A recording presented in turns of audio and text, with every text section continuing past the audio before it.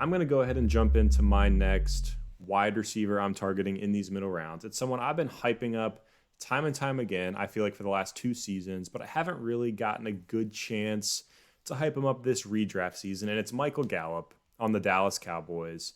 And I'm afraid that Hard Knocks is going to give so many of these Dallas Cowboys that Hard Knocks bump where they're not going to be values anymore.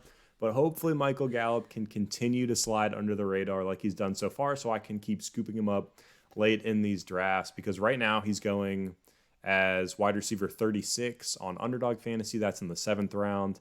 And Fantasy Pros ADP has him as wide receiver 47 in the 9th round. Ooh. That's an absolute steal for a guy like Michael Gallup. You're essentially getting him as your wide receiver 4. And if you look at last season, which was an absolute train wreck for the Dallas Cowboys in most ways, with that Andy Dalton, Ben DiNucci, Garrett Gilbert experience, I think I might have made names up there. I don't really know. He was still the wide receiver 38. Michael Gallup was the wide receiver 38. So why is he being drafted as the wide receiver 47 right now when we saw the floor last season at wide receiver 38? He's already proven his upside to me back in 2019 when he posted 1,100 yards and 6 touchdowns in just 14 games, finishing as the PPR wide receiver 22. So I know that upside, that big play potential is there, and I think he's just being pushed further and further down boards because of all the hype around Amari Cooper and Ceedee Lamb. And I do think Gallup's going to be 3rd on this team in targets, but Dallas doesn't, look at him as their wide receiver 3. Like in fantasy football, and anyone that's an analyst for football, they like to talk about, oh, that's their wide receiver 1, their wide receiver 2, their wide receiver 3. Teams don't think of their receivers necessarily in a pecking order. They think about starters and non-starters and utility players and all these kind of things. Because if you look at Michael Gallup last season, he was not their wide receiver 3. Maybe in terms of targets he was, but he was on the field all the time. He played more snaps than Amari Cooper. He played more snaps than Ceedee Lamb. He was actually second in the NFL in snaps. The only wide receiver that played more snaps last year than Michael Gallup was DeAndre Hopkins.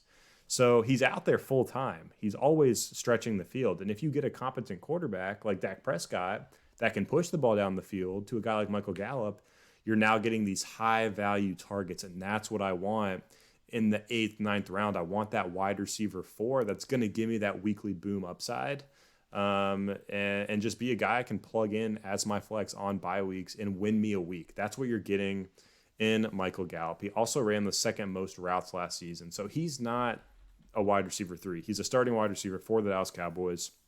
He saw 6.5 targets a game last season, which is really all he needs because, if you look back at his 2019 season with Dak Prescott, he was seeing 16.8 yards per catch. So just an absolute downfield threat, a guy who can get it done after the catch as well. And with Dak back in 2021, I wouldn't be surprised if we saw Michael Gallup score 7-8 touchdowns and post another 1,100 yards. And I don't think this is something that has to be at the expense of Amari Cooper or a Ceedee Lamb. We see teams support 3 wide receivers all the time. We've talked about it with Cincinnati this year, with Jamar Chase, T. Higgins, and with Tyler Boyd. We talk about the Carolina Panthers last year, for crying out loud, with DJ Moore, Robbie Anderson, and Curtis Samuel, with Teddy Bridgewater at quarterback and a low pass volume offense.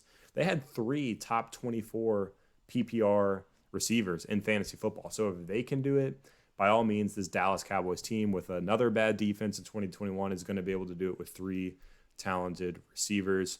So I will admit that Michael Gallup is a player that's going to be a little bit more volatile on a week-to-week basis. He's going to have those weeks where he has 6 for 120 and 2 touchdowns and he wins you your week. But he can also go quiet for like a 2-reception, 30-yard game. That's just the reality of the situation for a guy you're getting in the 9th round. But I will say the real upside for Michael Gallup on the full season comes in if Amari Cooper or Ceedee Lamb miss any time. If that was to happen, Michael Gallup's going to be a must start every single week for your entire season. And even if that doesn't happen, because we don't wish injuries on anyone, I think where he's going in drafts right now is just an absolute steal for a plug-in guy that can win you a week. You're not going to find that with a lot of these players late in drafts. Gallup can play a role that I don't believe Cooper and Lamb can play. He can play the outside field stretcher role. Think DJ Moore last year. Think Mike Williams. Mike Williams is a guy that everyone's excited about because he's this outside contested catch monster That's the role that Michael Gallup can play, and you're right, that's going to produce league-winning performances. I think back to last year, started the year off, and I had Gallup in a lot of spots last season because, you and I were all over that Cowboys offense. We had Jarwin everywhere, I had Zeke everywhere, Gallup everywhere. I know you were all in on Ceedee Lamb and his ADP as a rookie, and we saw that pay dividends. In Gallup, in my flex spot, was fine, right? It's 8 points, and then 26 fantasy points. Those are the type of weeks, even with the volatility mixed in, that you're going to get with Michael Gallup. But that's the same thing that you're getting to a degree in like a Tyler Lockett, where it's just the guys that just the nature of how they play, the nature of their offenses are going to be a little bit more boom bust, but you don't need them to put up 26 fantasy points every single week to deliver at that value.